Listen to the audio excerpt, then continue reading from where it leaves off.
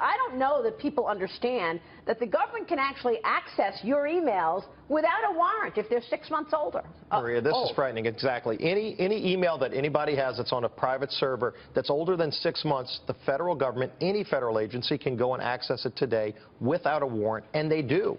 Agencies like the IRS have been going in and getting emails for years, and we've been working to try to defeat this, to overturn this. Kevin Yoder from Kansas led the effort. I'm a co-sponsor of the bill to say that they can no longer do this. You need to go get a warrant, but you cannot just go and access somebody's email just by asking for it. And by the way, they don't even have to notify you. So if they've pulled your data, the only time you might find out is if they found something they want to go after you on, and then you get some letter from a criminal investigation agency. And you're going to take action on this week? Yeah, we're going to vote on that bill this week. I think you'll see a strong vote. This is something that could actually get signed into law. Yeah, but so will it go through? Will actually Mitch bring it up in the Senate, because you know there is a logjam, and then will the president sign it?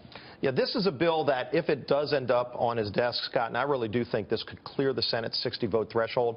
I think if this is on Barack Obama's desk, he's going to have a hard time vetoing it, even though the federal agencies that are accessing our private emails right now without warrants, they want to keep being able to do it. I think consumers would go irate if they, first of all, knew this was going on, but then if there was a bill to stop it from happening, if it ends up on Barack Obama's desk, he'll have to sign it. I agree, especially after what we just went through, where more than half of Americans wanted privacy over the security with the Apple phone. Right. Why was this happening? I mean, that's the bigger question, is why are federal government agencies allowed to do this in the first place? They're falling back on a law from the 1980s. And of course, you didn't have email, you didn't have the understanding of how technology works. So the law really is outdated in terms of how it protects consumer privacy. And then federal agencies went and took this and abused the law in a way to allow them to go and access data.